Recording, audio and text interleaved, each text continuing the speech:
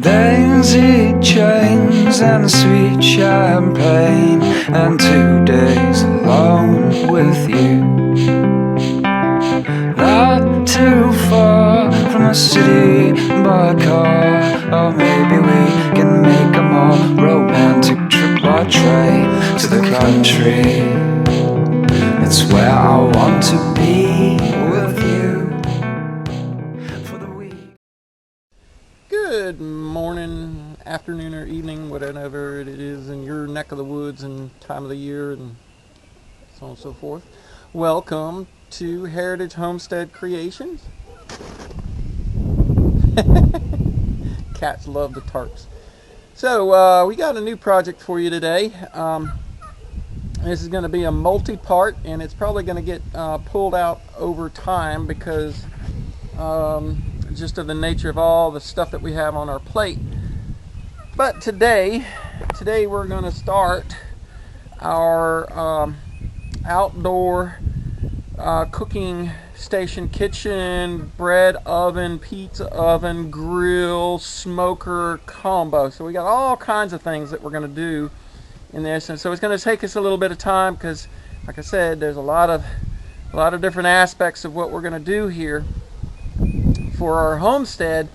And to be honest, I'm not 100% sure exactly how we're going to do all of it, but we're going to get a start on it today because there's other projects that I would like to do I can't do because of some conditions. Had a late winter, early spring system move through, and it's dropped the temperatures here. So there's some plumbing I'd like to do down at the lower cabin, but I got to run the wood stove, so I'm not going to be doing plumbing.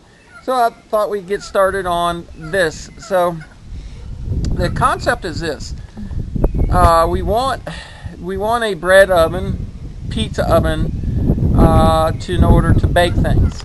And I've been doing all my research online of what other folks have done in order to do this. Let's take us back. Let's go back a few years.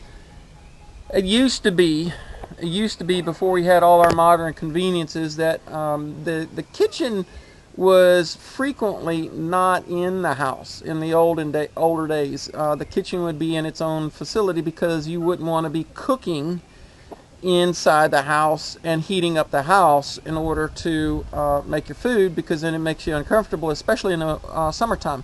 So go back in the Wayback Machine and you find that we used to put our cooking facilities on our homesteads outside so that we could do it. Now in the winter time when we get the wood stove going, like this morning, because it was in the low 40s this morning, we had the fire in the wood stove, and we cooked our from scratch corned beef hash, and it was great.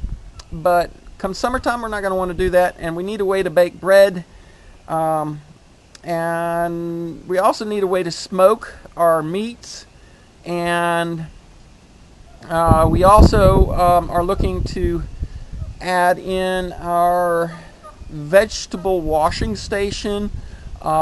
So back up here, honey. Watch. All right, so we got our water tanks here, and I got to finish connecting all the plumbing. But what we want to be able to do is when we're pulling our vegetables from out here in the garden, have a station where we could wash it at, and we're thinking about adding that to the back of it. So I've known for some time that this is where we're going to do it, and I've started to clean out the area here where we're at. And right now I got the basics of what we're going to do. I'm not going to, like I said, I'm not going to finish this today, but I can get the foundation slab today, and that's what we're going to look at. But give you a concept. There's a few folks on YouTube that have done this. So we're going to do a 4x8 slab, 4 foot by 8 foot. That's just good dimensions. I've got a few of my my offcuts from our mill on the cedar to use as batter boards. So we'll get that framed up here in just a minute. But we're going to do a half and half. So we're going to do a slab, and then we're going to do essentially a box, concrete box, brick box. I'm not sure what we're going to do. That will come up about 3 foot or so here, and then we'll do our brick oven over top of it. And beside it, on the other half, we're going to do a grill, and we got grill plates that where we can set it on, and we can actually do wood fire grill, throw in a few logs, and actually cook steaks or kebabs or whatever we want. We'll do that out here on this. But I'm also going to design in what a few other folks have done, is a way to channel smoke from the grill. So if I put a plate on top of the grill, that it's got a channel for the smoke, and inside the oven we'll have a brick that we can pull out and allow the smoke to come in. Because one of the issues that we have is we need to be able to smoke our meats for a curing process.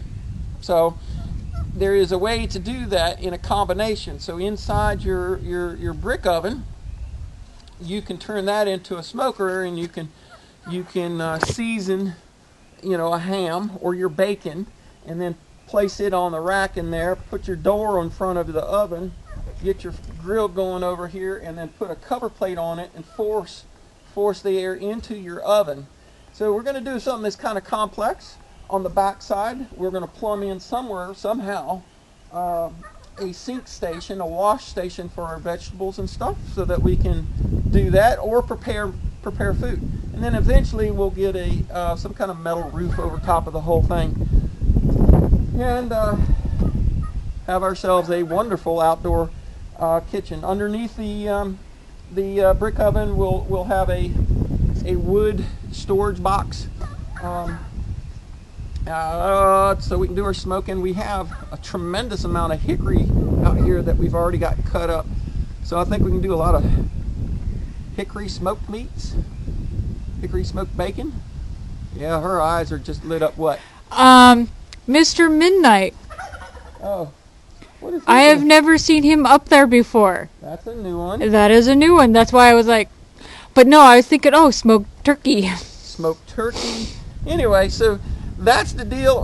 We're not going to get to all of that today, but I want you to see the picture and the dream of what we're looking for. Right now, all I'm going to do is set up a little frame to hold in the 4x8 slab of concrete. A quick look at our materials. I've got a lot of bags of concrete here. However, this is way more than what we need for this project. I'm just keeping it all together. A lot of this is going to go for some posts. You've seen us cut it up on the mill, a lot of the cedar posts that we've cut.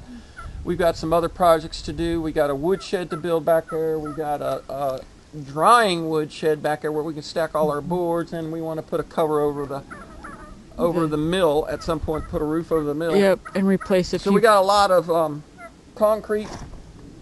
I've also picked up 4 boxes of fire brick here. I managed to find some local at a local building supply place, and they had an order of this fire brick, oh goodness, many years ago, and just have not sold it. They just overdid the order, and so I managed to get these boxes of fire brick, and there's 25 in each box for it was $20 a box. Yeah, that is not bad, my friends, considering. So they were happy to start getting rid of it because they had a huge stack of it, and it's not too heavy.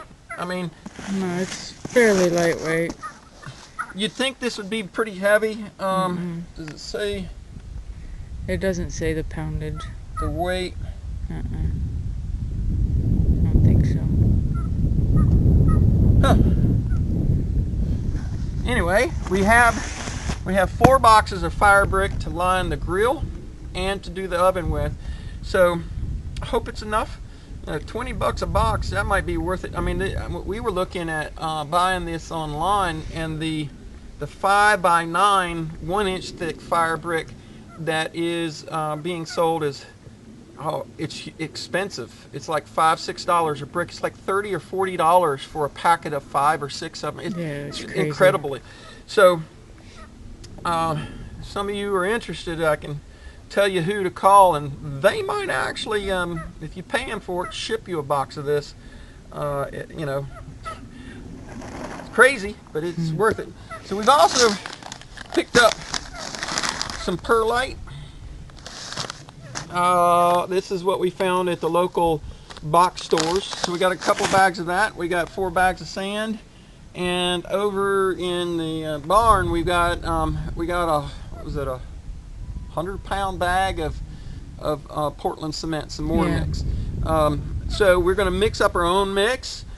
We need insulating ability. That's what the perlite's for. So the mortar that we make is going to need to be insulative, and the structure, I think we pretty much, like I said, we pretty much got the structure figured. The big question is, how do we cover it and what do we use? We've been debating on whether we use brick, getting some kind of brick, or I've thought about maybe casting slabs. You can take and mix up a bag and frame up a little cast of a slab, let it harden, and then stand it on edge, and then have your wall that way, and then frame it up. Basically, frame it with cinder blocks. You gotta be careful because there's going to be a lot of weight on this once you add all this up together. So that's what. What'd you do there, Midnight? I think he went down into the windows that we got over there. Yeah. Anyway, so that's pretty much it. We got some ideas. I thought about maybe covering it in tile. There's a place local that's got what do you call it? Not discount, but overstock stuff that couldn't sell. We might be able to get some tile inexpensive. That might be one way to actually cover it and protect it from the water. I'm not sure how we're going to do this, but I know what we got to do is we got to get a foundation first, and that's the first big thing to work on. So let me go ahead and clean this out, get it set up, get a frame, batter boards put in and staked in so that it don't move anywhere. And I'll show you what that looks like when I get it done, and then we'll see what it looks like once the slab is put together. It's a pretty good project, but it's a really cold, nasty day, so a little bit of work might warm me up. We'll be back in a minute. Well, that didn't take too long. We got our form set. As you can see, I used the tiller to cut into the dirt. It's pretty wet. I mean, it's been pretty rainy here the last few days, and which is in some ways is good because the ground comes up easy, but it's kind of sloppy to work in. We took and we put together our frame fairly easy. Got it all leveled out and squared up. Made a couple of little batter board stakes. So the frame is considered a batter board.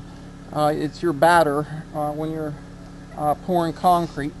And I went around, we set the corners and adjusted the sides, made sure everything was pretty level, and I got a good eye for it. Worked right the first time. Love it when that happens. And one little trick is whenever you're setting your frame and your boards, make sure that you get your batter board stakes down below the top of the edge of the frame. So when you go to put your concrete in there, you're going to use a board. I got this old 2x6 here to use as a screen board. So we'll end up pouring our concrete, and then we'll bring this on top of it, and we'll bring across the concrete like this. And there's a lot of other videos that will show you how to do that. This is a pretty simple thing, but make sure you get these set below. I've done that before, get it all set and then realize I got it all screwed together. See, the screws I have are on the inside. I could do it from the outside, but if your screw goes through, then that screw might bind up and hold in the concrete when you're wanting to pull it out. So I get it flush on the outside or on the inside because that's going to be your surface area. you see we got a sizable pile of dirt. This is where we were doing our fires, our outdoor cook fires anyway, with our little crock pot over the fire. We've roasted. Some of you've seen that. So this got a lot of ash in it, and stuff. So that actually is going to be really good dirt to pull back up around the pad when we're done. So it's going to sit right here on the tarp, and then we'll use it to grade it up in the next couple days after we get it done. But there you go. It's real simple. I got 3 stakes on either side, or on either long side, and then 1 on either end. We're only going to do about 4 inches of concrete, which is almost overkill. You only need about 3 for this, but we're gonna do 4. And what else can I say? T did a good job. She laid the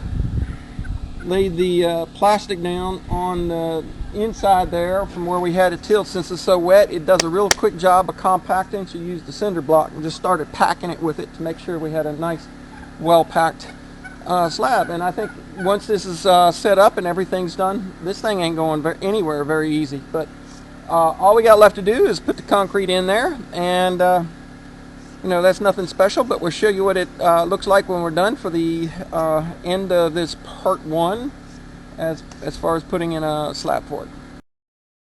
That's a lot of work, wasn't it? Yes. So, ta-da! We have a slab. We did, you said we had 20 bags. About 20 bags is what we used. That leaves us with 8. We still got some. We got some posts to put in. Well, we might even use those for, I don't know what we're going to do. We'll figure. We just got the pad. A lot of more work to do. We've got to lay out how we're going to do things here. Got some ideas. Don't you dare! No. Mittens? Mittens? No. Our kids have been trying to walk across this all afternoon. They're like, "What you doing? We want to play," and because they always are with us. No, you be a good girl. All right, so that's it for the first phase of it. I got my trusty little trowel and my edger, and I got these dudes plus a whole lot of other masonry tools, trowels and you name it, at a yard sale back in 2015 or 16, something like that. For like $5. Yeah. There was a yard sale. We stopped in. I always look for tools. Of course. Tools. I mean, they'll pay somebody will pay $12 or $15 for this, or $8 or $10 for this, and use it once or twice, and then never use it again. Don't you dare, Missy. We'll have a kitty print. Anyway, so the remainder of the dirt here, once this essentially we'll give this a few hours to harden, and maybe by tomorrow morning. It's going to be a cool night, so I don't think this thing is going to set up. Usually you got 24 hours to play with it when it comes to finishing it. So tomorrow morning it'll be cool. It won't be hard. I'll come out here and I'll edge it up, and then I'll smooth the thing really, really well. And then we'll take the remaining dirt here and essentially slope it off, fill in around it, and smooth this whole area out real nice. Once we take the form off? Yeah, once we take the forms off, and we'll do that. We'll do that tomorrow, but looks pretty good. That's a lot of work. Concrete's not easy. No, it isn't. Always make sure you wash your leathers, your leather gloves, your leather boots. The concrete eats up shoes bad, real bad. But I think we're good. It looks beautiful. I'm happy with it, and then as soon as that's done, tomorrow we'll put all this stuff on top of it so that it will sit there until we're ready to get part 2, and I'm not sure when it's going to be, but thanks for coming along for the ride, and we'll catch you on part 2 or whatever happens to be next here on Heritage Homestead Creations, where we're always creating something.